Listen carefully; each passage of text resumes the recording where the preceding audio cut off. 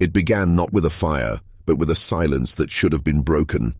On the last night, St. Verina's Academy was seen standing. The chapel bell, an enormous cast-iron relic imported from Bavaria, was meant to toll at precisely midnight. Sister Agnes had wound the rope herself, just as she had for the last 14 years, her frail hands steady in ritual. But the bell didn't ring. Not once. Not even when she pulled the cord with all the might her old bones could manage. She would later write in her journal, "It's as if the sound was swallowed before it could reach the air. The silence was unnatural, thick, oppressive, the kind that listens back." The children were already awake. That much was clear when she walked the halls, her lantern flickering against the stone walls.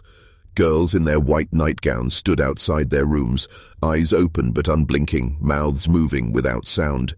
She thought at first it was a prank or perhaps a shared dream, but the cadence of their lips told another story. They were chanting, uniform, rhythmic, ancient. A Latin Sister Agnes had not heard even in seminary. Not church Latin, not spoken Latin, but something deeper. Some older tongue buried in the marrow of faith. And though the children had never been taught a single line of it, they pronounced every syllable with terrifying precision. She called out their names. They did not respond. She placed her hands on the shoulders of the smallest, Mary Caldwell, only 12. Her skin was ice cold, and her lips kept moving. It was only when Sister Agnes clapped loudly, twice, that Mary blinked. Her voice stopped. She looked at the nun with tears in her eyes and whispered, "I couldn't stop it, sister. It wanted to speak through me." Before Agnes could respond, Mary collapsed into unconsciousness, and the others slowly followed. The headmistress, Mother Evangeline, forbade anyone to speak of it. A somnambulism, she called it, a stress reaction, mass hysteria, the kind of thing seen in girls' schools when the pressure of religious expectation runs too deep.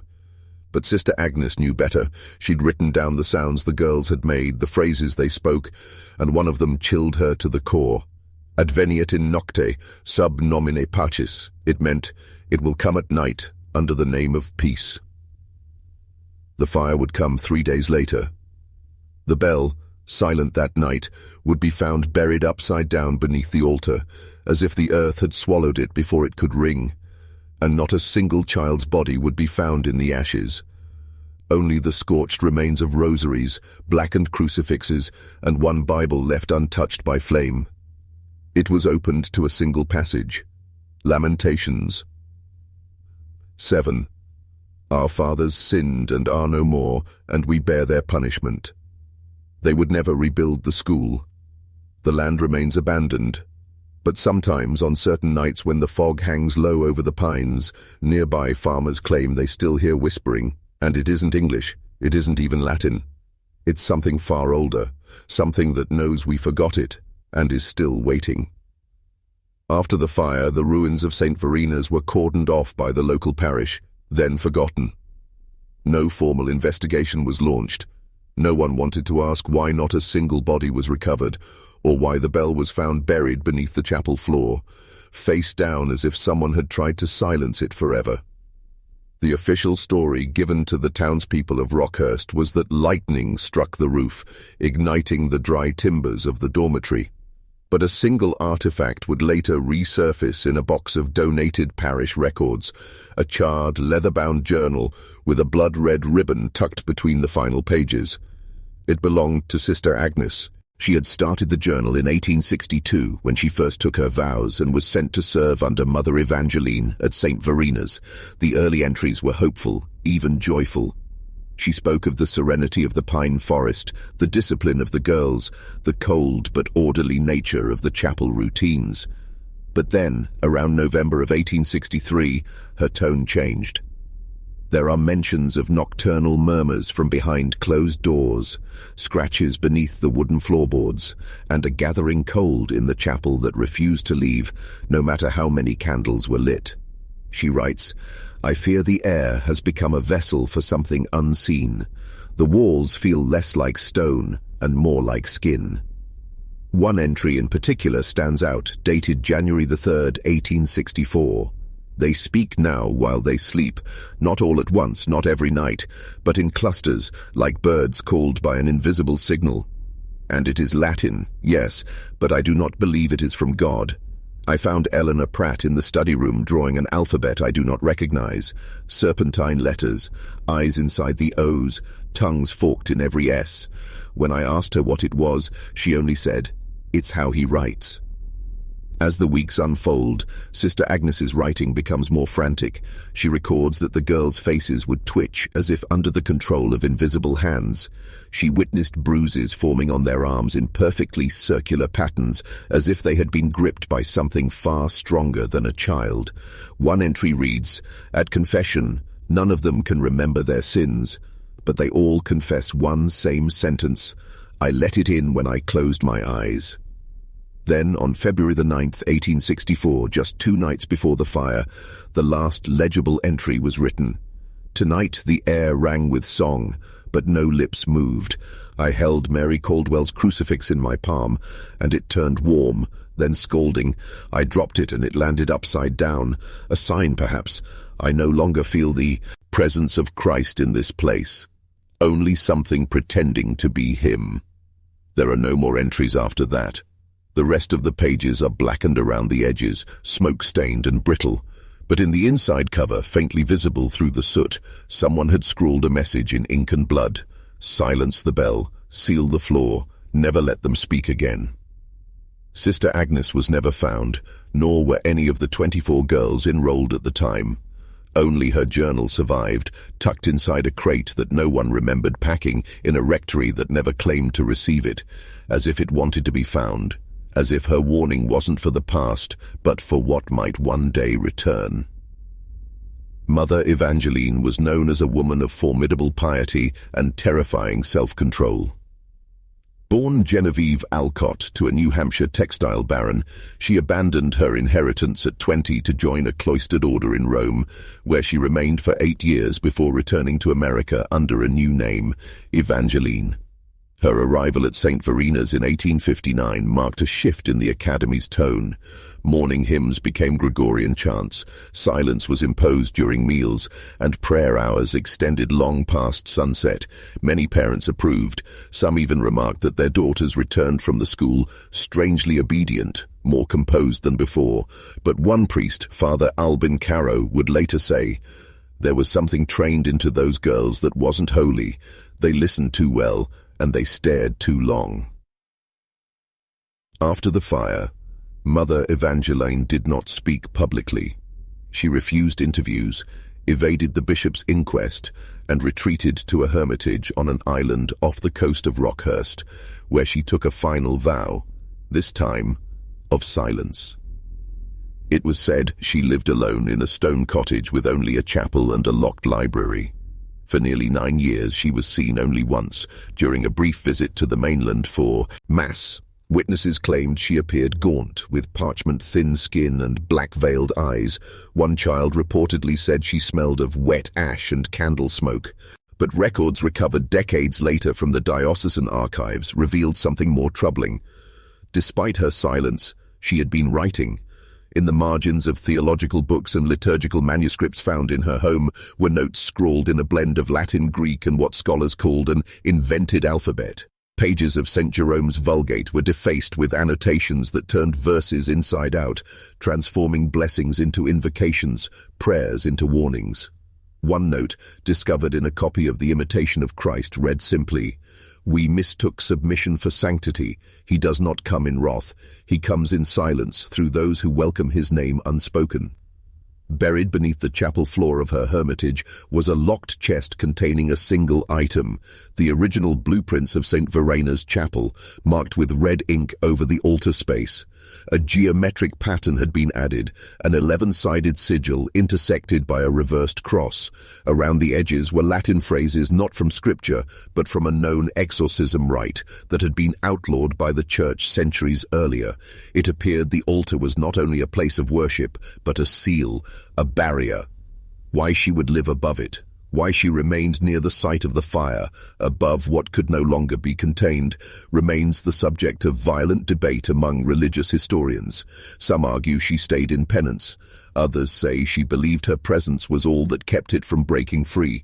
But in 1873, when she finally died, face down in prayer, her fingernails embedded in the floor, nearby villagers reported hearing, for the first and only time in 9 years, the tolling of a bell that had not existed since 1864.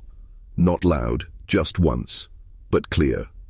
And in the days that followed, locals swore the fog that crept down from the hills smelled not of sea air, but of incense and burning wood. The land on which St. Verina's Academy was constructed was never meant for sacred ground.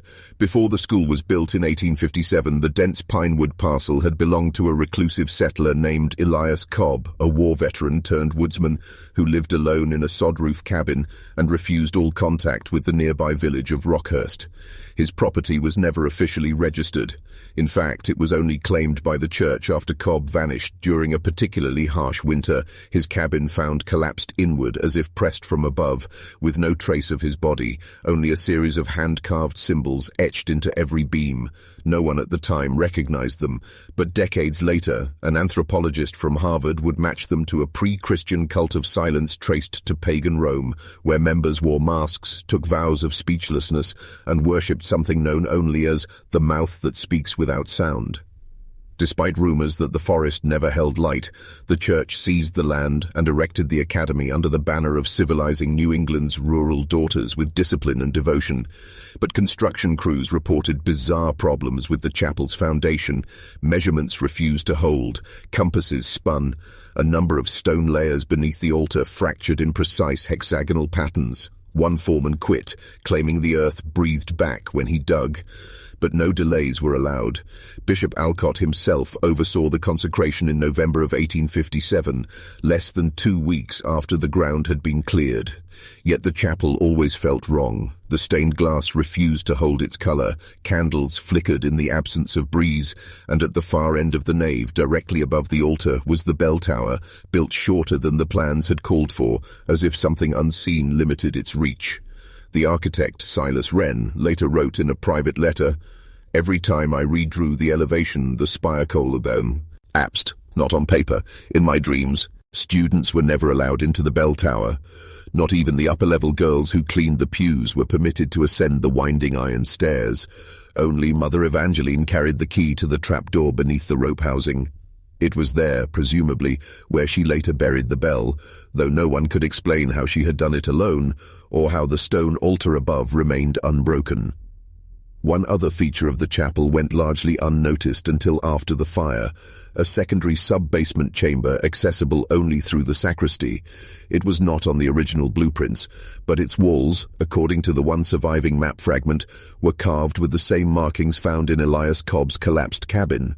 The door to this chamber had no handle, no hinges, only a circular brass plate with no apparent function. The fire, curiously, did not reach this level. When preservationists returned to the site in 1911, the basement remained cool and dry, untouched by flame. The door was still sealed, and the air inside, according to the lead historian, tasted like iron and rain, like breath held too long. What was stored, or sealed beneath that altar, may have never been meant for prayer, and what the church tried to sanctify may, from the beginning, have been something far older than God. By the winter of 1863, the older nuns had begun to whisper among themselves that the students at St. Verina's were no longer entirely present. It wasn't hysteria or possession. They weren't violent, and they obeyed commands with more precision than ever. But something was missing.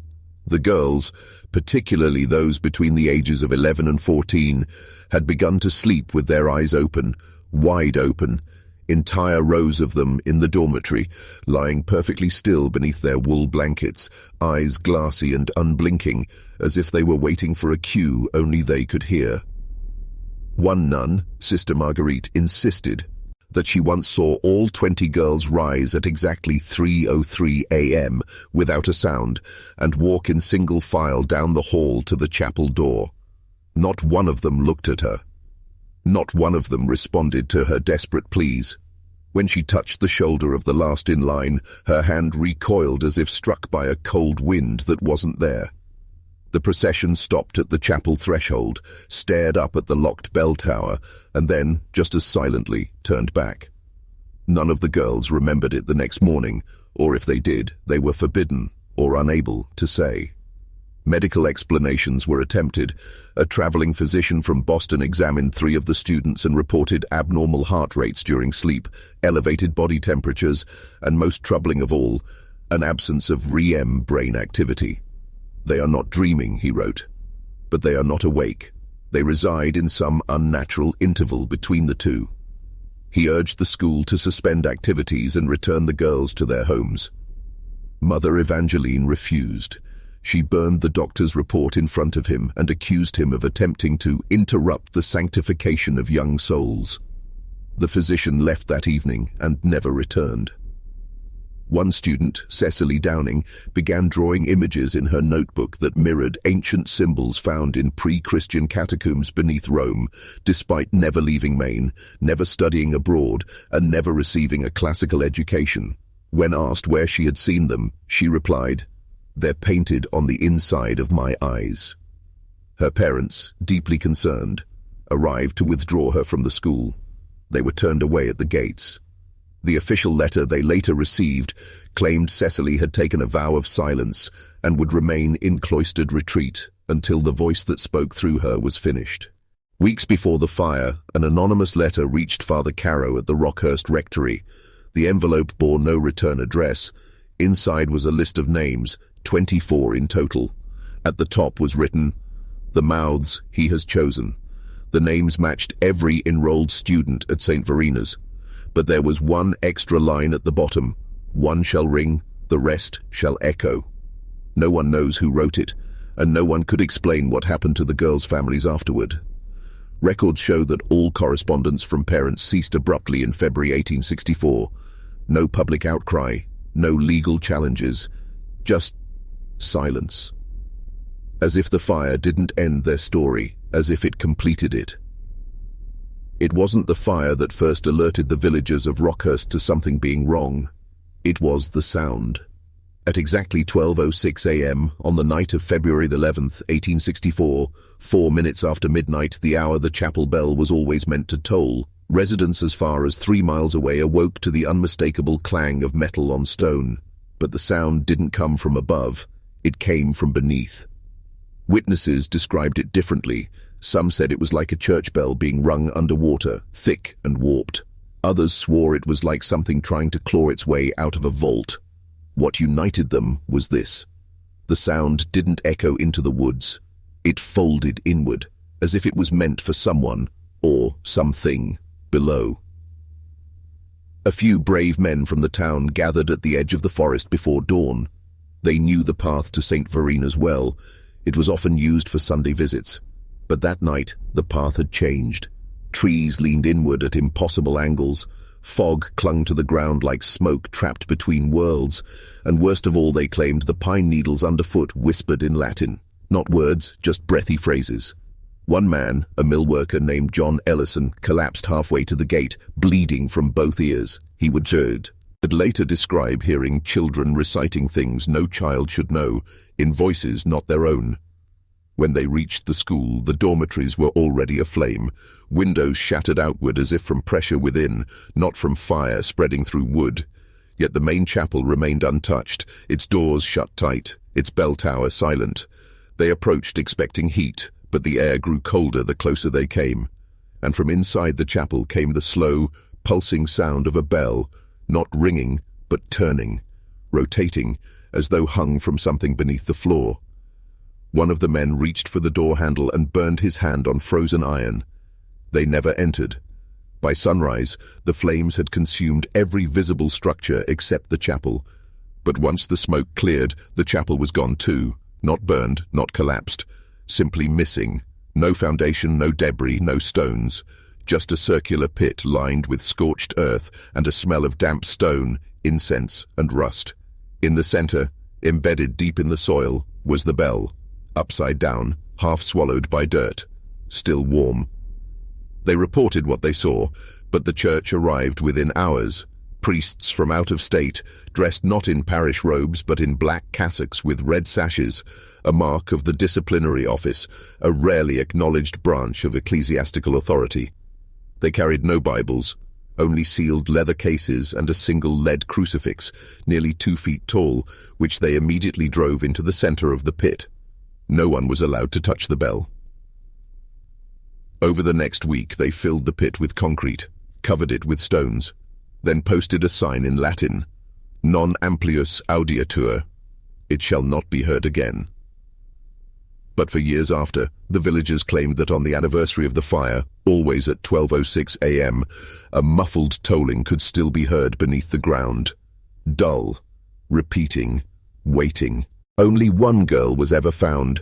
Her name was Clara Finch, age 13, a quiet student from a coal mining family who had been sent to St. Verina's to learn dignity. She was discovered 2 weeks after the fire, more than 6 miles from the academy grounds, barefoot and walking in slow, deliberate circles inside the empty nave of a ruined Protestant chapel long abandoned by the town. Her white nightgown was blackened with soot. Her hands were covered in Latin inscriptions, carved crudely with what appeared to be a nail or bone shard. When local authorities approached, she did not scream, cry, or run. She simply looked at them, opened her mouth, and began to speak. But nothing she said made sense. The language was English, the words were real, but the order was reversed. Every sentence, every breath spoken backward, not just syllables, but full grammatical constructions, as if her mind had flipped the axis of time itself. A doctor from Augusta attempted to record and reverse her speech. What he found chilled him. The phrases were intelligible only when played backwards. And even then, they weren't her thoughts. They were warnings, descriptions, instructions. One phrase repeated in multiple recordings translated to, "The bell was not to be buried. It was to be broken. You let it breathe." Clara would not sleep.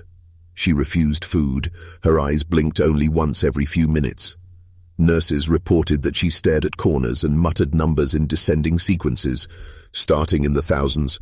Her pulse was erratic, her blood pressure undetectable, and yet she lived. When asked about the other girls, she simply said, "They followed the singing." Pressed further, she whispered a phrase that appeared in the journal of Sister Agnes. "The one who rings, the rest shall echo." Church authorities seized her within 48 hours. The official story claimed she died en route to a sanitarium in Boston, her body lost in a train derailment, but no such derailment was reported in that region. Her parents never received a coffin, just a sealed envelope containing her rosary and a slip of paper reading, "May she find peace beyond sound." However, one curious artifact remained. A glass jar found in the old chapel where she had been discovered. Inside was a lump of wax, and embedded within it, a length of frayed rope stiff with blood. The rope was traced to the bell tower at St. Verina's, but when studied under magnification it was clear. The fibers of the rope were twisted in reverse, not simply frayed from use, but wound as if time itself had spun them backward. In the decades that followed, whispers about Clara resurfaced in strange places. A nurse's assistant claimed to have seen her in 1889, walking alone in a cemetery outside New Haven, still in her nightgown. A monk in Quebec received a confession from a young woman who spoke only in mirrored Latin, and a schoolteacher in Vermont once found the phrase, "It waits beneath," carved into her classroom floorboards, beneath the desk where a new girl, thin and silent, had sat the week before. They never confirmed Clara's death. No grave, no autopsy, no death certificate. Only stories, echoes, and a voice that, even when speaking backward, still sounded like prayer. The bell that once hung in the chapel at St. Verina's wasn't forged in Maine, or anywhere in America. It was commissioned in 1856 from a reclusive bell maker named Anton Kessler, an expatriate German craftsman who lived in a small village near Regensburg. Known for his flawless metallurgy and unnerving perfectionism, Kessler accepted only ecclesiastical commissions and claimed each of his bells was tuned not only to sound, but to soul, crafted in accordance with the spiritual resonance of the place it was meant to serve. But the bell made for St. Verina's was different. According to notes found in Kessler's personal journal, later discovered in a monastery archive, he had reservations from the moment the order arrived. It came not from the Diocese of Boston, but from a private intermediary working on behalf of a cloistered female order in America. The design was specific: 24 minor ridges along the inner circumference and an inscription in archaic Latin that Kessler did not recognize from any liturgical source. It read, "Per vocem ejus, tangatur dormiens." Through his voice, the sleeper shall be touched. Kessler hesitated. He claimed in his journal that while casting the bell, a vein of the bronze cooled against fire, an impossible phenomenon, as molten metal doesn't chill from within. He also noted strange imperfections that seemed to repair themselves overnight. The clapper swung during the night of its curing, striking the shell once, without any motion, without wind. The apprentices reported nightmares in the days that followed, cloaked figures ringing the bell in a submerged cathedral, while faceless children whispered prayers into stone. After the bell was shipped overseas, Kessler never crafted again. He sealed his workshop. Neighbors said he took to sleeping in the church crypt. When he died in 1860, his lips were sewn shut with black thread, and his tongue had been removed, not by violence but surgically, as if willingly offered. The coroner noted that his mouth smelled of scorched incense and seawater. Back in Maine, the bell arrived months before the rest of the chapel was complete. Mother Evangeline reportedly insisted it be installed first, long before the altar was laid. Workers said the bell was suspended in the tower, still wrapped in its shipping cloth, as if it were meant to be hidden, not displayed. It was never rung in public, not once. Yet every girl at St. Verina's reportedly knew its tone. Isteroen. Agnes noted in her journal, "The girls hum it in their sleep. They do not know they do so. But the pitch is exact, pure, like tuning forks struck against the heart." Years later, when a relic collector bribed his way onto the sealed site and attempted to retrieve the half-buried bell, he brought with him 2 assistants. One of them fled into the woods mid-excavation, screaming that he could hear names inside it. The other died 3 days later, hemorrhaging from the ears. The collector, however, vanished entirely. The only thing left at the site was a page torn from a prayer book, soaked in blood and wedged under a rock. Scrawled across it, "Break the mold, or it will be rung again." The mold was never found, and no one ever learned where the original casting diagrams had gone. But sometimes, when the fog sinks low across that soil and silence takes hold, those who wander too close swear they hear the faint hum of metal waiting to move, not from above, but below, like something straining to speak through the weight of earth. Long after the fire, long after the bell was buried and the chapel erased from memory, one final object emerged from the ashes. One that was never listed in the church's records, never claimed by any order, and never acknowledged in the inventory taken by the disciplinary office when they sealed the site. It was a book, no title, no author, just a heavy leather-bound volume wrapped in black cloth, scorched along the edges but largely intact. A groundskeeper named Isaac Halloway found it wedged beneath a stone slab while clearing forest undergrowth near the chapel's old footprint in 1902. Curious, he took it home. He never opened it. At least, not at first. The book had no page numbers, no chapter breaks. The writing inside was in a tight looping hand, not printed but painstakingly inscribed line after line in ink so dark it reflected light like oil. At first glance, it appeared to be in Latin, but scholars who examined photographs decades later realized the language was deliberately corrupted. Grammatical inversions, invented tenses, and blended alphabets that borrowed from Hebrew, Greek, and something else entirely. The script shifted slightly every 10 pages, as if the hand writing it changed mid-thought. But what truly unnerved those who studied it was this. Certain words appeared to rearrange themselves, only slightly. One reader, a seminary linguist, described spending hours translating a single passage, only to return the next day and find the text altered, not rewritten, just repositioned, as if the book had become aware it was being understood. He refused to touch it after that. Inside the back cover were 24 hand-drawn sigils, each one shaped like a child's face, mouths open, eyes replaced with bell-like hollows. Each symbol was labeled with a single name, the names of the missing girls of St. Verina's, but under the 25th symbol, blank, unformed, was a phrase written in what appeared to be blood. "One shall speak for the rest." Halloway, the man who found the book, vanished 6 months later. His house was left abandoned. Inside, investigators found the book placed carefully on the kitchen table, open to a page filled entirely with one repeated sentence: "It is not dead if it still hears its name." The book was taken into church custody, or so it was claimed, but an archivist in New York, decades later, would write an anonymous letter to a theological review board describing a hidden vault beneath St. Cecilia's Cathedral, containing an item that changes its own name whenever you try to catalogue it. He did not name the book, but his letter ended with a curious phrase: "When you open it, it's not what you read that's dangerous, it's what reads you." Today, no official mention of the book exists in any Catholic archive. No photographs, no barcodes, no museum tags. But stories persist. In fringe religious circles, it's referred to as the Lex Dormiens, the sleeping word, and some believe that the bell wasn't meant to summon heaven or hell, but simply to wake whatever was written inside that book. Because books, after all, don't burn easily, especially those that were never written by hand. In 1928, Father Adrian Bellamy arrived in Maine under the guise of researching regional Catholic history.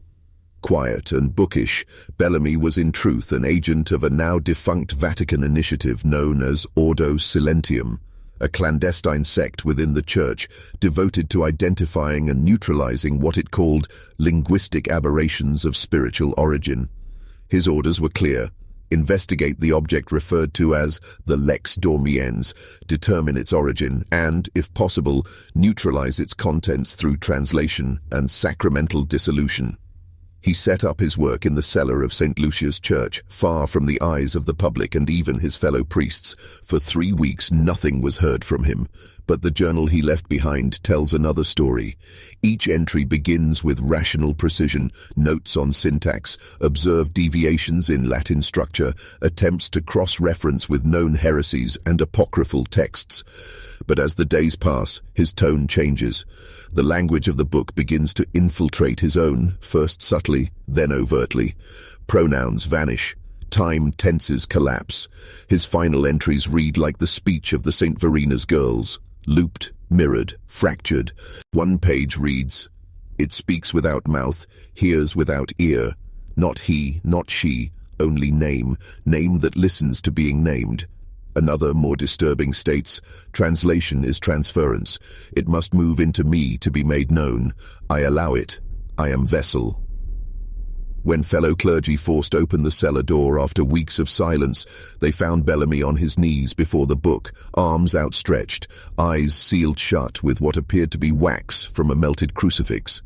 His lips moved silently, over and over. The last phrase he was heard whispering, captured in the written statement of a witness, was, "The voice is not sound, it is shape." Bellamy survived physically, but he would never speak again. Admitted to a private monastery in the Alps, he spent his remaining days compulsively drawing concentric circles on the walls of his cell. Each circle contained symbols from the Lex Dormiens. And in the center of every drawing, one repeated image, an upside-down bell, cracked in half.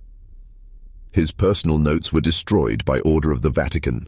The book was reportedly returned to a secret archive, though no record of such a place exists in any official church document. But whispers within the Ordo Silentium suggest that Bellamy succeeded in translating one full passage before his collapse. A single sentence found scrawled across the bottom of a blackened page. "What is sealed beneath listens through the blood of those who try to speak it." Years later, a young seminarian transcribing Vatican records came across Bellamy's file, redacted, nameless, buried among disciplinary reports. He copied the strange phrase out of curiosity and carried it with him, scrawled on a slip of paper. Within days, he began speaking in his sleep, not in Latin, not in English, but in the precise backward tongue spoken by Clara Finch. Witnesses claimed the words made no sound in the room, but rang inside the ears like a struck tuning fork, impossibly clear. He took a vow of silence, and was never seen again outside cloister. The church denies the book's existence, but a few still believe that each attempt to translate it, each effort to decipher what should remain unsaid, echoes across time, through bells that never rang, through children that never woke, through voices that should have never been given shape. In the early spring of 1931, a local mason named Terence Doyle was hired to excavate a crumbling section of forest between the ruins of St. Verina's Chapel and the old rectory well. His task was simple: clear the overgrowth so the diocese could assess whether the land could be sold. Doyle was no stranger to disturbing finds: animal bones, broken rosaries, cracked tombstones left behind by disbanded monastic orders. But what he uncovered that afternoon was not on any burial map, nor recorded in any parish ledger. Roughly 4 feet beneath the soil, his shovel struck something hard. At first he assumed it was a root, but the sound rang, hollow, wooden, a coffin, unmarked, weathered black wood sealed with iron nails, each one hand-forged. With the help of 2 labourers, Doyle unearthed the box completely. It was unusually narrow and, disturbingly, stood vertically in the soil, like a post, not buried to rest, buried to remain standing. Police were called. The coffin was opened. Inside was the preserved body of a young girl, perhaps 10 years old, dressed in what appeared to be a First Communion gown. Her hands were tied at the wrists with a red ribbon, her eyes covered with a scrap of linen bearing stitched Latin text, "Surgere noli," do not rise. But what unsettled the investigators most was the condition of her mouth. It had been sewn shut with black thread, 13 stitches, precisely counted. The medical examiner, Dr. Halverson, refused to make a public statement. Privately, he told the priest who accompanied the dig that the body showed no signs of decomposition, none at all. No insects, no rot, no stiffness of joints. The girl's fingernails were clean. Her lips, beneath the stitching, had not dried or blackened. "She looks like she was buried last night," he whispered, "but the coffin wood is over 60 years old." No matching death records were found.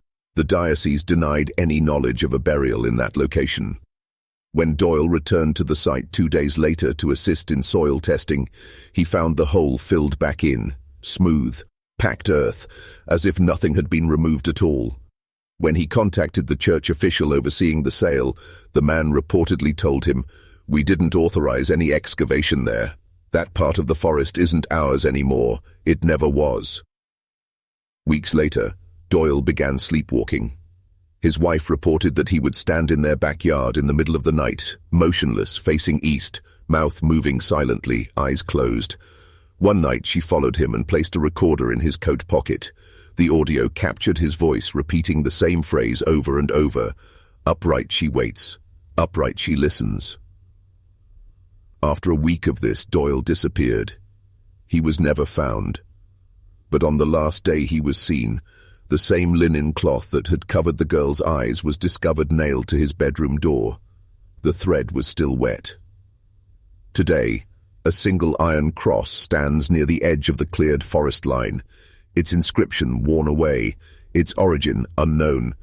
Local children call it the Watcher's Marker. Some say if you dig near it, the ground will ring back like a bell. Others say the girl still stands somewhere beneath it, waiting not to rise, but to be spoken to. And it's said, if you speak the wrong name near her grave, your own mouth begins to feel strange, as if something inside you wants to stay silent forever. In the dusty archives of the now shuttered Augusta diocese, hidden among water-damaged ledgers and mold-eaten hymnals, there once existed a single photograph, faded, sepia-toned, and mounted on a splintered piece of backing wood. It depicted the 1899 confirmation class of St. Verina's School for Girls. 24 children stood in neat rows before the chapel's arched doorway, hands folded, expressions still, all except one. She was positioned in the far right corner of the back row, Her face was smeared into a blur, not due to motion or damage, but as if someone had taken a wet thumb and erased her from the emulsion. Her dress was clearer than the others, crisp, white, and laced at the collar with what appeared to be jet-black embroidery, but her face, gone, not scratched, not faded, smudged, deliberately. The name written beneath the frame had been scratched out and overwritten in heavy pencil, unknown. This single image was long considered a curiosity among archivists until, in 1947, a young historian named Nora McCaskill began cataloguing the contents of the St. Verina's file. She noticed something no one else had. Each year's confirmation photo contained exactly 24 girls, even as enrollment numbers shifted. Different faces, different years, but always 24. Except in the 1899 image, where only 23 names were written on the back. McCaskill, disturbed by the discrepancy, ran the names against census records. None matched.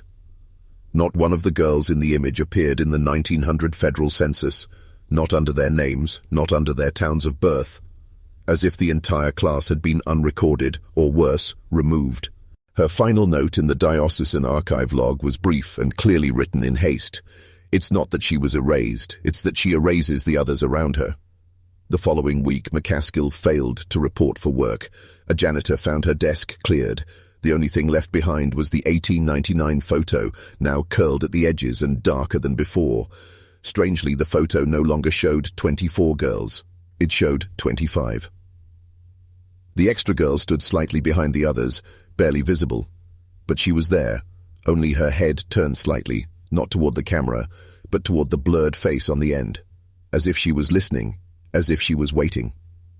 An internal church memo from the period, recently leaked by a former seminarian, reads, "The class photo must not be circulated. Its orientation seems to shift over time, creating duplicate presence. Eyes that study the image too long begin to recall details that are not visible. This is to be taken as a sign of influence. The smudged girl is not merely absent, she is observing. Burn it. If it won't burn, submerge it in salt."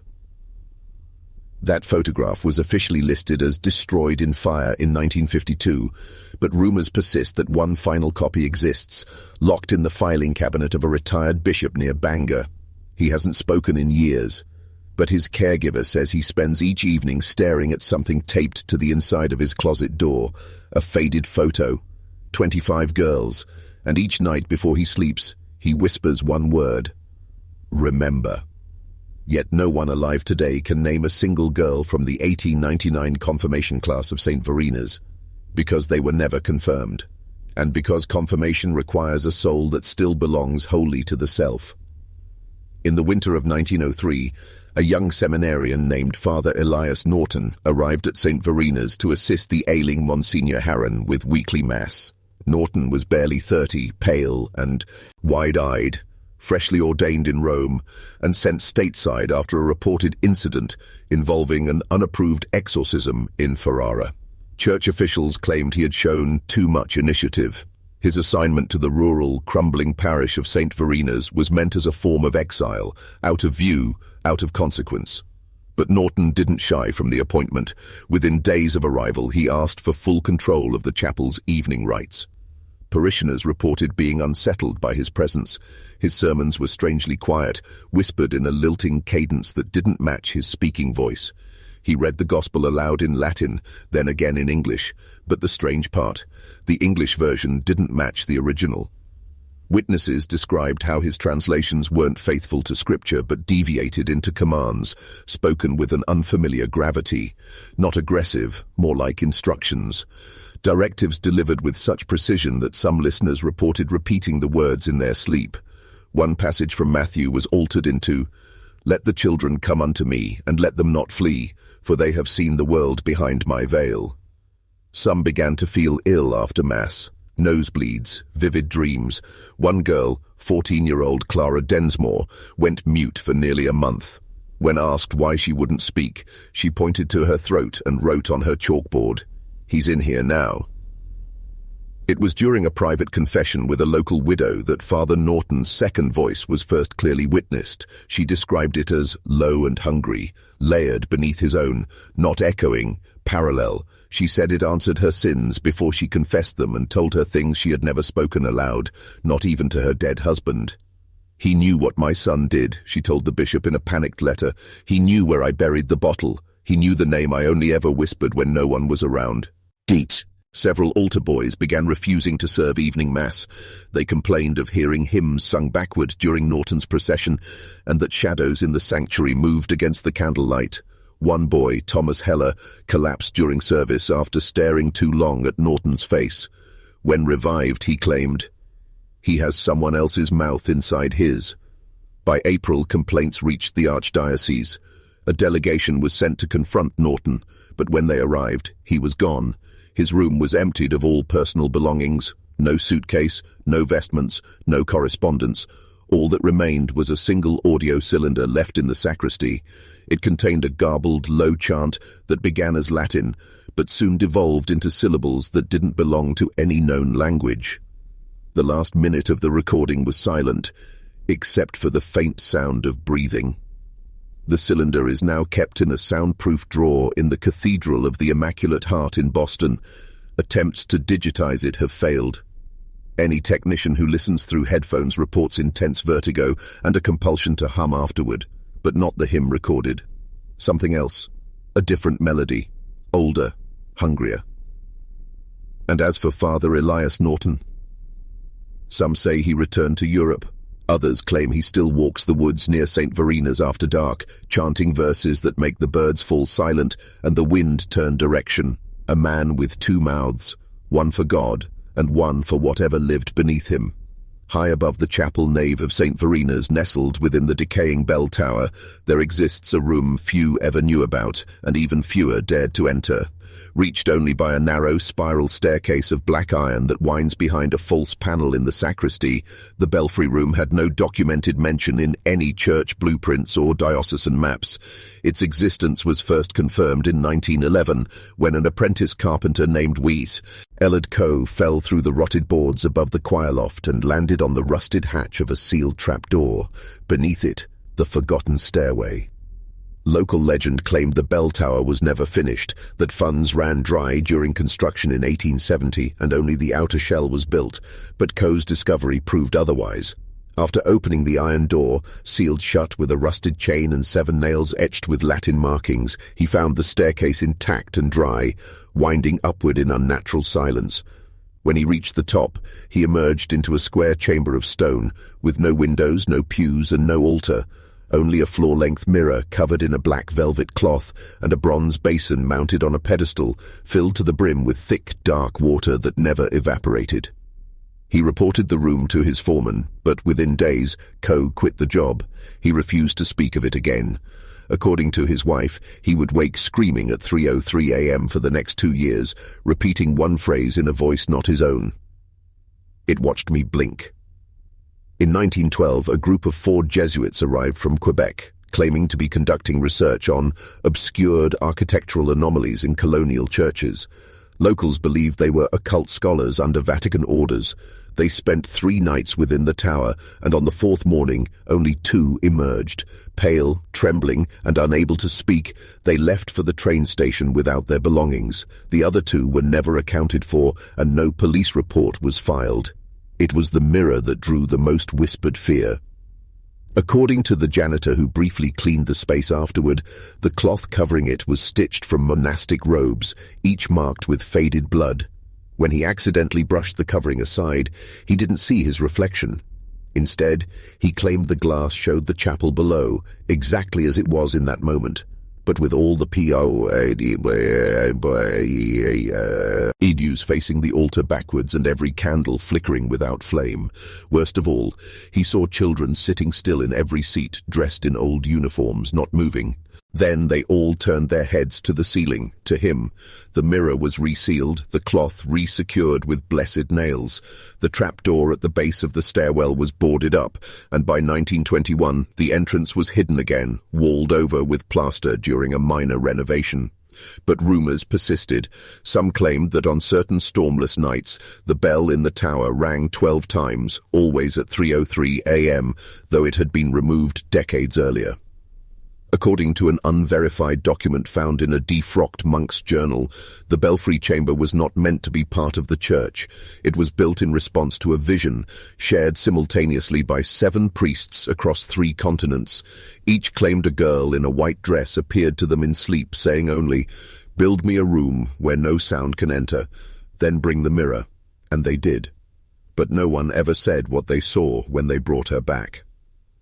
In 1927, following a brief revival of attendance at St. Verina's, a new tradition began under the direction of Sister Rosamund Hale, a retired choirmaster from Vienna with a stern demeanor and an obsession with tonal purity. She arrived claiming divine guidance had led her there, specifically to reconstruct the lost voices buried beneath this soil. Her first act was to select 12 orphaned girls from nearby homes to form what she called the Midnight Choir. They practiced every evening at 11:30 p.m. behind locked doors, never in the chapel itself, but in a narrow, echoless basement room directly beneath the nave, a room not shown on any current maps, but described in one ink-stained blueprint from 1843 simply as Reverberation Chamber. Witnesses never heard the girls speak during the day. It was said they were forbidden from verbal communication outside rehearsal hours. They wore long linen veils during practice, and when Sister Hale was asked why, she replied, "Their voice must be separated from their mouths." Strange reports began to emerge within months. Parishioners attending early morning mass claimed to hear faint harmonies resonating from beneath the pews, complex, eerie tones with no identifiable lyrics. The tones didn't match known hymns but drifted, unanchored to melody. Some who listened too closely described overwhelming sensations, nausea, dizziness, or the vision of a long corridor that led only downward. One man went temporarily blind after lingering in the chapel after hours. He described hearing a single sustained note that felt like it peeled something off his inner ears. When his sight returned days later, he claimed every face he saw looked distorted, as if sung into being. In March of that year, disaster struck. During a late-night rehearsal, a fire broke out in the sub-level chamber. The cause was never determined. By the time help arrived, the door to the rehearsal space was melted shut, and all 12 girls were declared dead, though their bodies were never recovered from the ashes. The only items found were 12 pairs of melted shoes arranged in a perfect spiral, and Sister Hale's rosary, split down the center. She herself had vanished. The parish mourned. But then the voices returned. Not immediately. It began subtly. On the anniversary of the fire, during the midnight hour, the chapel bells rang despite being disabled for decades. And with the ringing came sound, chords, melodies, voices rising in delicate, impossible harmony. The songs were wordless but deliberate, shifting through scales unknown to Western notation. Witnesses said it sounded like children, humming in languages long forgotten. Attempts to record the phenomenon failed. Wax cylinders shattered. Tapes unwound themselves. Digital devices refused to operate during the singing, often deleting all nearby audio. Priests who tried to investigate reported hearing their own names whispered in the music, sometimes from directly behind them, even when alone. One chilling incident involved a visiting cardinal. During a private tour, he descended to the charred remains of the rehearsal room. 10 minutes later, he emerged, pale and shaking, claiming the walls had begun to pulse with breath. He was later found in his hotel bathtub, ears stuffed with beeswax, repeating a line over and over in Latin, "Vox mortuae non silent." The dead voice does not go silent. Today, the underground chamber is sealed with lead, and the church refuses to acknowledge the choir's existence. But locals still gather outside on April 3rd each year, the night of the fire. They don't speak, they don't sing, they simply listen, heads bowed, as music no human mouth could make rises once more from the earth, drifting through the foundation stones and bleeding into the night sky like a wound reopened. Because some songs are not meant to be sung by the living, and some voices refuse to forget the melody of death. It began in Lent of 1932. The stone baptismal font at the entrance of St. Verina's, long dry and unused since the last official christening in 1908, began to drip.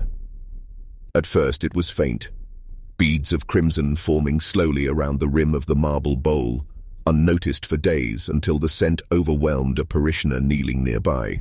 It wasn't wine, nor water tainted by rusted piping. It was unmistakably blood, thick, warm and fresh, though no source could be found above or below the font. When a sample was discreetly taken and sent to a lab in Boston, the results were lost, and the technician who handled the sample disappeared the following week. The Archdiocese sent Father Benedict Rees to assess the site. A veteran exorcist with a reputation for silencing hysteria, Rees arrived with no patience for legends. He believed what he saw, and what he saw disturbed even him. The font now filled to the brim with blood every Friday by dusk, never overflow. Wing, never drying. The consistency remained stable. It neither congealed nor spoiled. When drained, it refilled itself silently within minutes. Cameras placed near the font broke. Electric lights flickered only when Rees approached the bowl. On the third Friday, when he attempted to bless and seal it, the blood began to boil. Witnesses said steam rose in thick spirals, and voices, not one but dozens, whispered in reverse Latin. The walls of the vestibule began to bleed with condensation, sticky and dark. Rees collapsed that evening. He awoke in his quarters with scratches on his back, shaped like letters. Translated, they read, "She was not meant to be marked." Rees later confessed that he had read a sealed file from 1883, hidden in the Vatican archives. It detailed an unrecorded baptism of a girl named Liss, a foundling, delivered to St. Verina's by men in military garb. She bore no surname and had eyes the color of smoke. The baptism, Rees claimed, had not been done with water, but with salt, ash, and a drop of something taken from beneath the altar. He never elaborated on what exactly that substance was. What he made clear, however, was this: her baptism had not been a welcome into the church. It had been a sealing, a locking away. He believed the blood now rising was not symbolic. It was literal. It was her blood, rising to the surface because the lock had broken, and the font, once a sacred vessel, had become a beacon for her return. Soon after, parishioners began reporting dreams. In them, they saw a girl standing at the back of the chapel, soaking wet, her feet leaving red footprints in the aisle. She never spoke. She simply pointed to the font. Some said they heard their own baptismal rites being spoken backwards. Others saw their infant selves being held beneath the surface of the blood-filled bowl, never raised again. By May, attendance dropped to nearly zero. Birds stopped nesting on the chapel roof. The flowers near the entrance wilted, despite fresh planting. Father Rees vanished that summer. The last anyone saw of him, he was kneeling before the font, murmuring a name over and over, Liss, but with an inflection that sounded ancient and unhuman. When police entered to investigate, the font was empty for the first time in months. Instead, engraved in its base, below where water would normally sit, were words no tool had carved. Baptism is not protection, it is invitation. To this day, no water has ever remained in that font. Any attempt to refill it is rejected, drained by morning, replaced by the scent of iron and a faint, continuous weeping sound from within the stone itself. And some say, if you place your ear to its rim at midnight, you will hear a voice whisper, "I remember the first time you screamed." The story of Sister Magdalene Viore was never meant to leave the grounds of St. Verina's. She was not a celebrated figure. There are no official portraits of her, no surviving letters, and no grave marked in her name, only whispers and a cracked marble tile in the southern wing of the cloistered garden, where nothing has grown for nearly a century. But according to the preserved journals of Sister Anneliese Troughton, hidden for decades in the false bottom of an organ bench, Magdalene's death was not an ending. It was a gesture of defiance, and possibly the beginning of everything that went wrong inside the monastery's walls. Magdalene arrived in 1881 during a time of growing silence. Nuns had begun to withdraw from public outreach. Parishioners noted absences during routine duties, and the sounds of chanting at night had taken on new, discordant tones, melodies that pulsed like breathing, full of hunger. Magdalene, a woman of severe intellect and no tolerance for superstition, immediately questioned the changes. She documented strange occurrences the others ignored, doorways shifting their location overnight, candles that would not burn, and reflections that moved even when their sources were still. In the convent's archives, she discovered records of Sister Lise, the same child baptized with forbidden rites, and noted that references to her ceased in 1884 with no mention of death or departure. What Magdalene did find were pages of musical notation written in a cipher that responded to moon phases rather than key signatures, and an index of Latin phrases etched into the underside of every chapel pew, phrases that, when read in sequence, described a ritual of containment through harmony. She came to believe the entire monastery had been built not to house worship, but to suppress a single presence. In her final months, Magdalene became convinced that something had gone wrong with that suppression. She wrote that during prayer, she could feel breath behind her shoulder, even when alone. Her dreams were not her own. She began speaking in her sleep, though her mouth remained closed, and other sisters began sleepwalking in response to her mutterings. One night, a trail of wet footprints led from her bed to the altar, though no water was found anywhere nearby. Then, in October of 1886, she died. Not by illness or accident, by an act no one witnessed but all knew had occurred.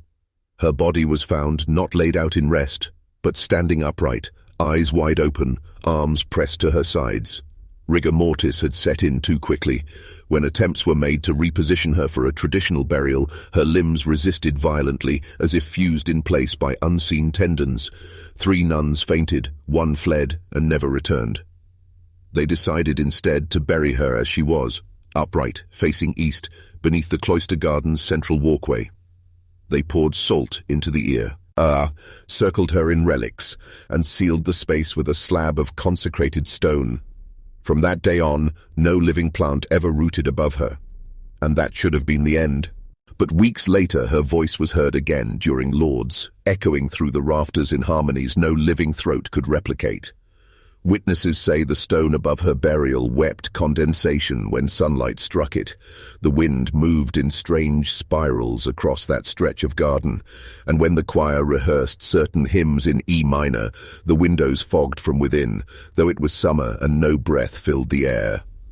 Some now believe Sister Magdalene was not buried because she died.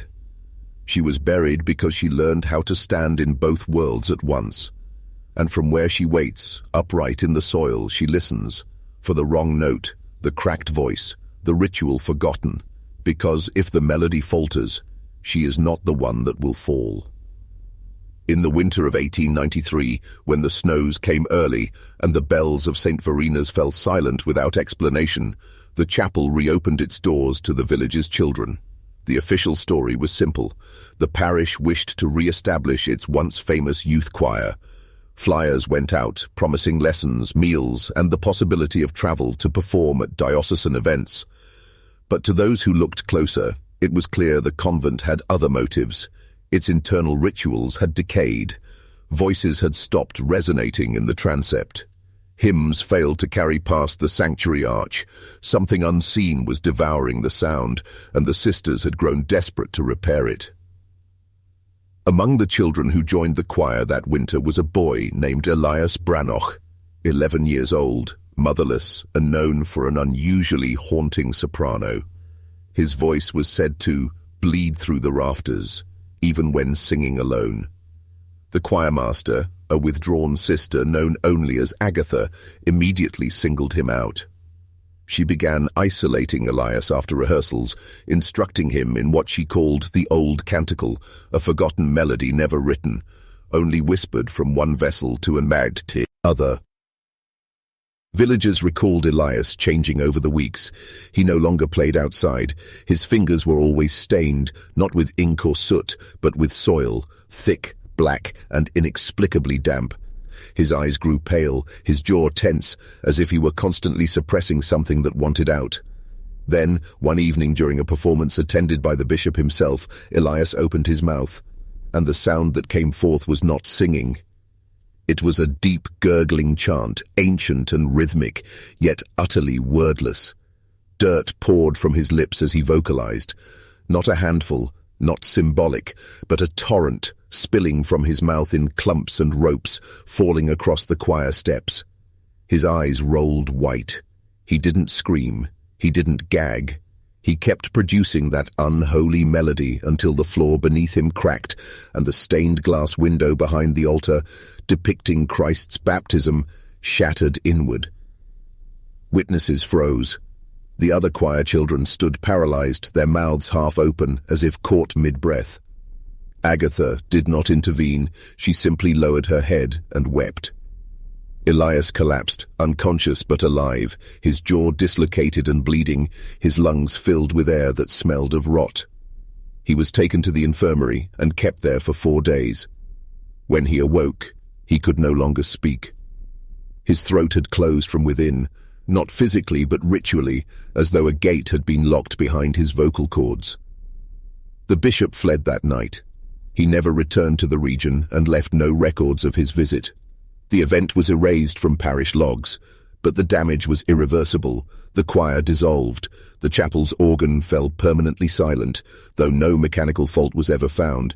And beneath the choir loft, workers discovered a narrow trench filled with old choir robes, buried deep and twisted into human shapes, each with soil still clinging to their hems. Elias was returned to his father, but he never spoke again.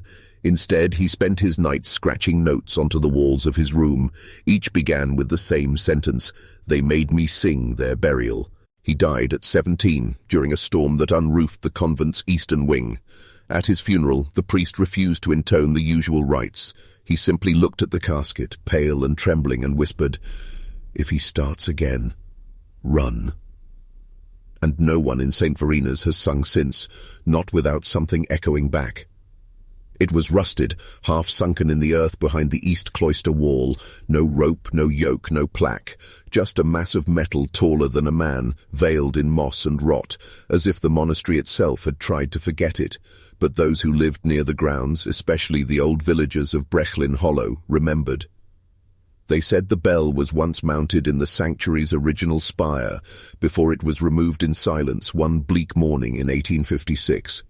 Not because it cracked, not because it failed, but because it rang on its own long after midnight, and no one could explain who or what had pulled the cord.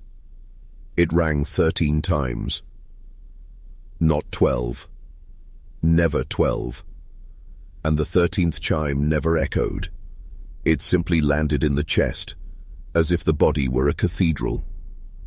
After that, those who heard it began to change.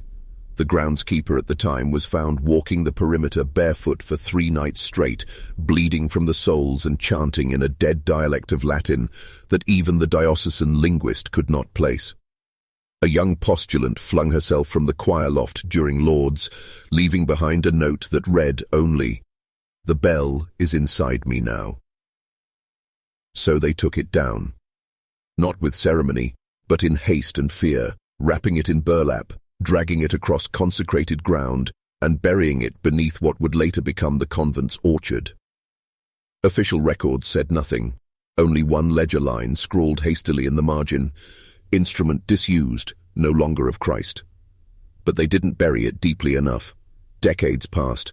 The orchard grew wild, fruit twisted, bees absent. And on certain nights, particularly holy days that aligned with a full moon, people began reporting a sound, not loud, not even clear, just a single metallic pressure that seemed to vibrate in the lungs rather than the ears. It always came at 3:13 a.m. 3 villagers died in their sleep in 1882, all found with their hands over their ears and expressions of stunned awe or terror.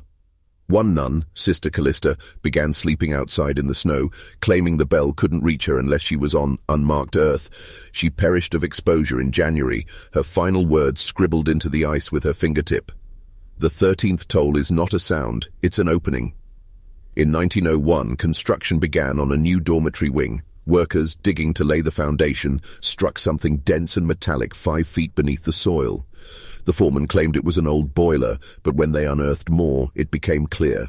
It was a bell, fused to the earth, warm to the touch even in winter. Those who touched it claimed to hear their own name whispered back in tones they had never used. One man gouged his own ears, another refused to leave the site, convinced that what was buried beneath them was not a bell at all, but a mouth trained to mimic human resonance. The dig was abandoned, the plans cancelled, the orchard sealed, soil trucked in from another province, but at night the sound still came. Not a ringing, not quite, just a pressure. A reminder, a call. No nun will walk that path now. Even the birds avoid it. The last who dared, Sister Maria Clare, suffered a seizure after claiming to hear the bell say the name of someone who was never born, and whose name still left marks on her tongue days later. The church denies the bell ever existed. Maps show no record of a tower before 1856. But if you stand in the orchard at the right time, and if your heart is a little too open, you may hear it once, quietly, just enough to ask, what if it's not ringing for us? What if it's ringing to be let out? It hung quietly in the west hall of the convent, a portrait that no one remembered commissioning, no sister recalled painting, and no visitor remembered noticing until it was far too late. The figure was serene, robed in blue, hands folded in prayer. Her face was soft, indistinct, almost too smooth, as though it were still drying or had been smudged by a gentle thumb. For years, no one paid it much mind. It was just another virgin, one among many.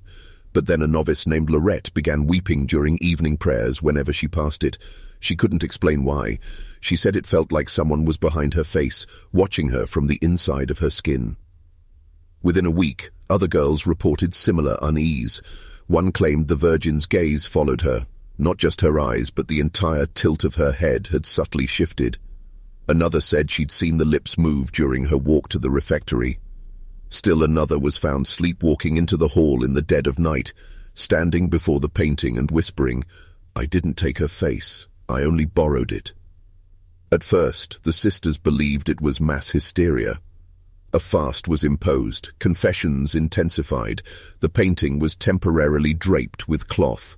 But one morning, the cloth was torn down from within, not ripped by hand, but cut, a precise triangle carved from the inside out, leaving the shroud untouched around its edges but hollow in its heart. That was the morning they saw the second face, not on the Virgin's robe or in the background, but growing from beneath her skin. A faint outline beneath the surface, like something pressing up from beneath wet plaster. It had eyes, closed at first, then not. And a mouth, sealed at first, then not. The second face was not holy. Its features were sharper, older, and wet-looking, like it had just emerged from clay or blood, and when the convent doctor examined the painting's surface under the lamplight, she found the canvas was no longer fabric. It had thickened to a kind of translucent skin, pulsing ever so faintly when touched.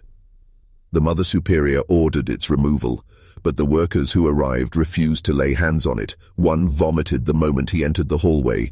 Another claimed the frame was humming, though no one else heard it.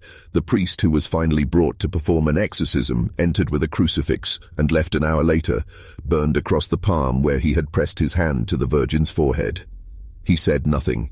He left the church 2 weeks later and was found dead the following winter, surrounded by blank canvases, each bearing the same unfinished identical face.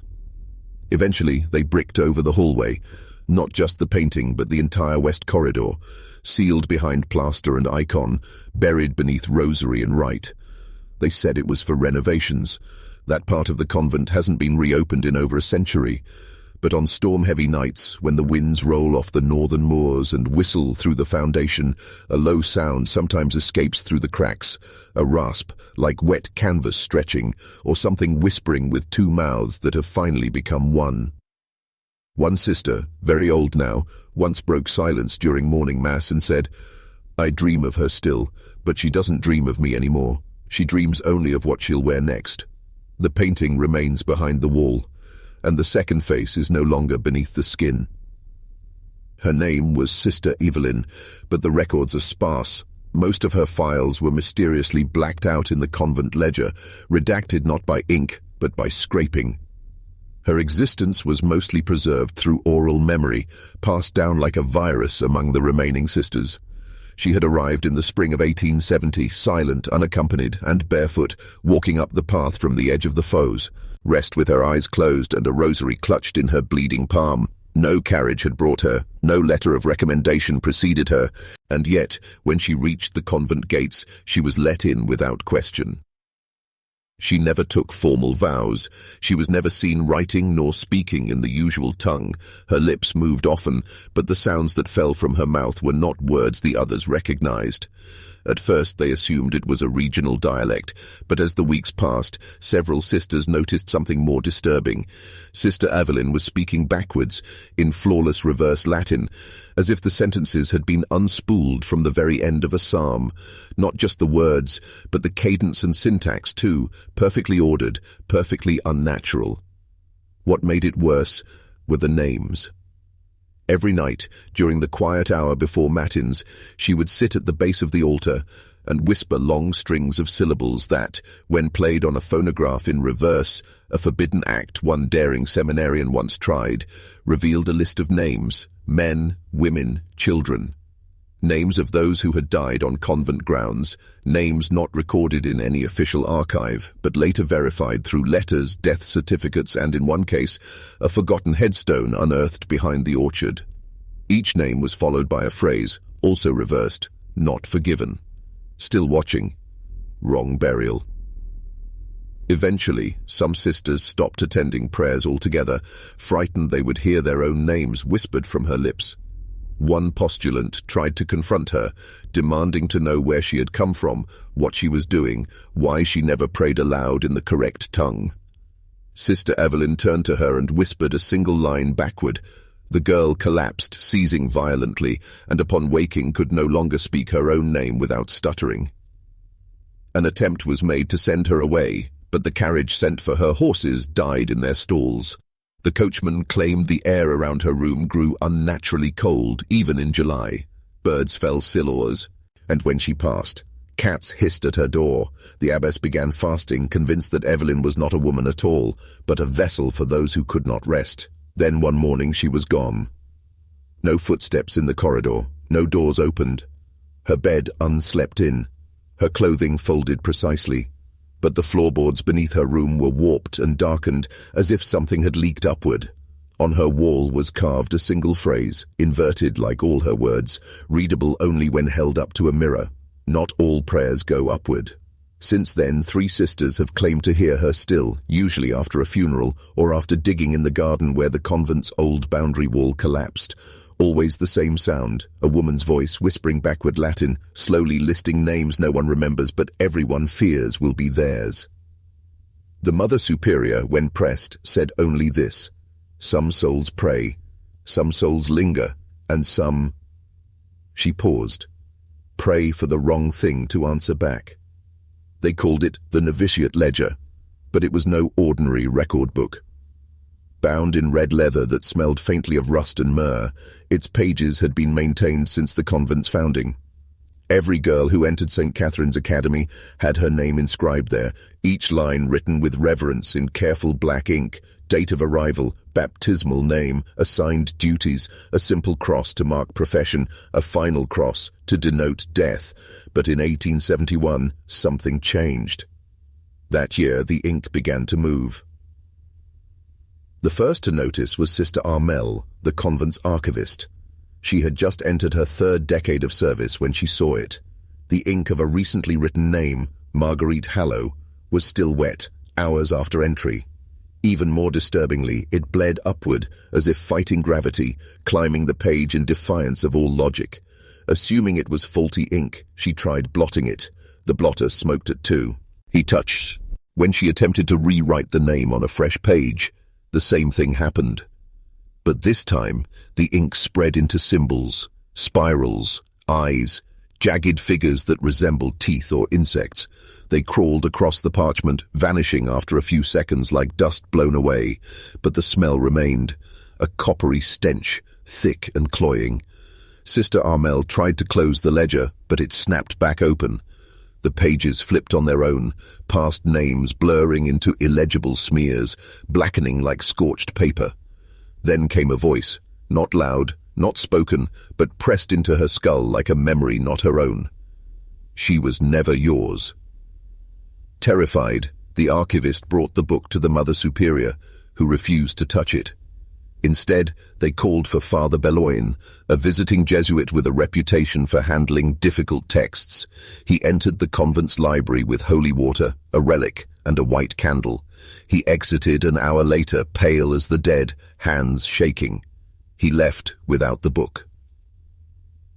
The next morning, a third entry appeared on Marguerite Hallow's line, not written by human hand, not even scratched or etched, burned, as if by branding iron, reclaimed. Her body was found in the North Wing Chapel that evening, curled at the foot of the altar with both palms ink black, her fingertips fused together in a grotesque imitation of prayer. The page bearing her name had dried at last, but her name was no longer legible. It had been replaced with a word that none of the sisters could translate, a word that changed every time you tried to write it down. The ledger was sealed in the reliquary, behind locked brass, but that same week a novice opened a fresh ledger to record a new girl's arrival and found the first page already inked. 3 names were written there. None belonged to any living soul. One hadn't been born yet, and each line shimmered, refusing to settle, like the ink was waiting to change again, as if the names weren't history, but prophecy. To this day, the nuns of St. Catherine's do not write names in ink. They etch them in wax and burn the parchment after. But the original ledger still exists, though no one knows where it's hidden, and there are whispers, unconfirmed but frequent, that it still updates itself night by night, line by line, recording those who have not arrived, but soon will. By the fall of 1871, the atmosphere inside St. Catherine's had thickened into something nearly physical. The morning bells rang too early, or not at all. Candles flickered in unison before snuffing themselves out. And every night, without fail, came the singing. Soft at first, like breath through reeds, then louder, harmonized, layered in voices so precise they should have been trained by choir masters long dead. But the most unsettling part, what broke the minds of those few who dared to listen too closely, was that no mouths were moving. Sister Adela was the first to report it officially. She had risen early for silent prayer in the East Wing Chapel and paused, struck by the sound of voices echoing down the nave. Not 1 or 2, but a full girls' choir singing in Latin. She assumed it was a rehearsal. But when she entered the chapel, she found 24 girls standing motionless in a circle, eyes closed, faces blank, not a single mouth open. And yet the music poured out from them, flowing like smoke between the pews, vibrating in the stone like some buried pipe organ had awakened underground. She stepped closer. The music stopped instantly. All 24 girls opened their eyes in perfect unison and looked at her. None of them recalled singing. They didn't know the Latin verses she repeated back to them. And none remembered entering the chapel.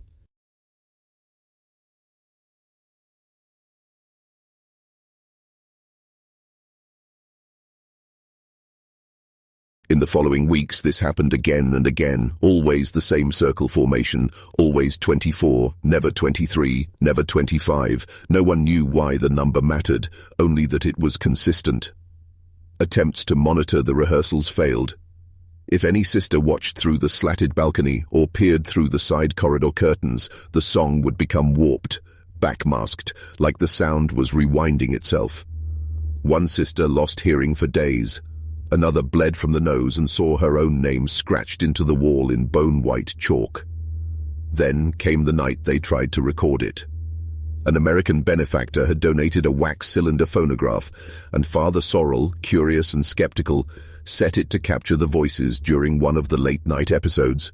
The recording exists to this day, but it's locked beneath the diocesan archives in Philadelphia, labeled only, "Do Not Play, 1871. St. Catherine's, Vitium Vocis." Those who have played it say the sound doesn't end when the cylinder stops spinning, that it follows the listener, that the melody resurfaces in their dreams, where faceless girls sing without breath or movement, just standing, waiting, humming. One visiting bishop, having accidentally heard the first 5 seconds during a misfiled playback in 1942, gouged out his ears in a chapel stall and wrote, in blood on the wall, "They sing because they were never heard in life." Some believe it was the spirits of the forgotten girls, the ones whose names were blotted from the ledger or who died before they could take vows. Others say it was not the dead at all, but something using their forms, something mimicking girlhood to nest itself inside sacred space, because the longer the songs continued, the more other sisters began to feel a pressure behind their teeth, a heat in their throats at night. A few even hummed in their sleep, melodies they'd never heard, lyrics they couldn't translate, as if the voices wanted new mouths to use. And still, the number never changed. 24, always 24, until the night a 25th girl joined the circle, one who had never been seen before, whose face was covered in gauze, and whose mouth, when unveiled, had been sewn shut from the inside. It was Sister Clemence who found it, though she would not speak of it for the remaining 5 years of her life. During renovation efforts in late December 1871, the convent's north dormitory was undergoing repairs for water damage. Floorboards had rotted, and the supporting beams beneath the walls had shifted, revealing irregularities in the stonework. A few novices tasked with cleaning the corridor noticed a draft, cold, unnatural, coming from a seam that had no door. Behind the wallpaper was mortar, but not original. It was newer, sloppier, hurried. Tools were brought in. When the wall was carefully chipped away, brick by brick, it revealed not a crawl space or utility cavity, but a fully furnished room. Silent, undisturbed, lit faintly by a candle that should have burned out a century earlier. The room was oval. That was the first impossibility. The architecture of St. Catherine's was strictly rectangular, monastic, rigid.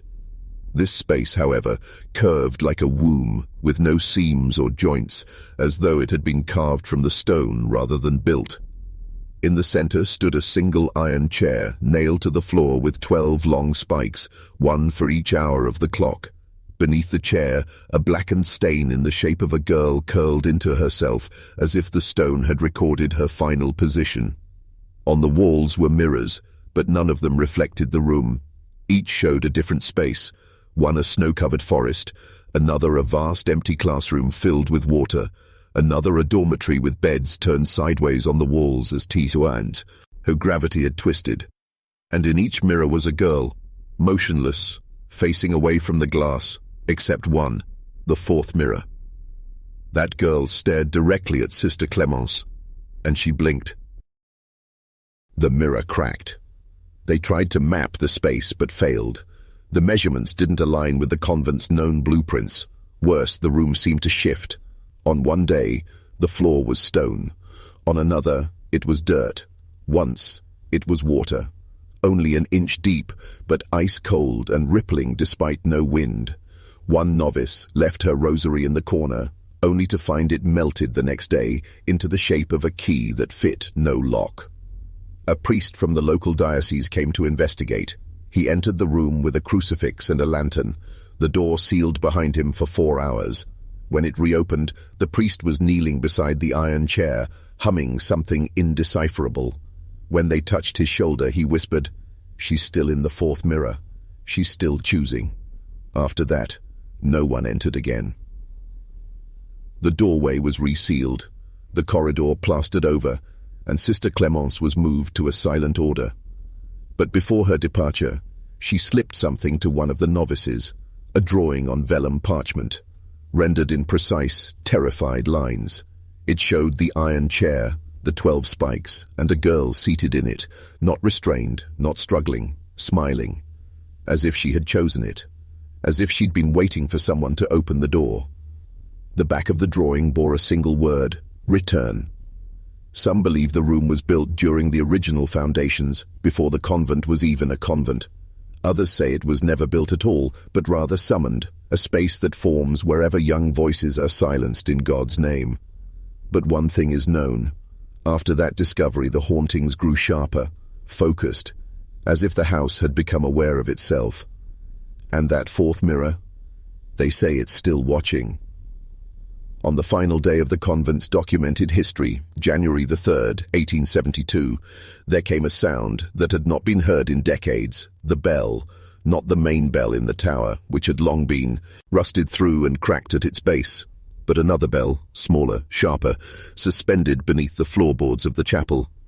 It rang once at exactly 3:15 a.m., and that single chime carried farther than any sound had the right to, down through the trees, across the frozen fields, and into the ears of every soul who had once lived within those walls and left still breathing. Survivors, nurses, former postulants, groundskeepers, long dismissed, reported waking in terror, gasping for breath as if they'd been pulled from deep water. Some fell to their knees. Others began reciting prayers they hadn't spoken since childhood. One, a former novice-turned-schoolteacher in Albany, was found weeping in her sleep, repeating, "I told her not to ring it. I told her she wasn't ready." The official report, issued weeks later by a diocesan inquiry board, listed the cause as a collapsed support beam triggering structural failure in the east wing. But the truth, passed in whispers among surviving clergy, was that no structure collapsed that night. What collapsed was something else entirely. A seal. For the sisters who remained, there was no sleep that night. In every hallway, doors creaked without wind. Footsteps echoed where no one walked. Windows blackened despite moonlight outside, and from beneath the chapel floor, faint vibrations, like something stirring awake for the first time in centuries. The bell beneath the chapel, its origin undocumented, was never meant to ring. It had no rope, no chain. It was said to have been cast from reclaimed reliquary metals, melted down during the convent's earliest days, and buried under the altar to silence the voices of those who could not be sanctified. A priest once called it a counter-bell, a warning, not a call.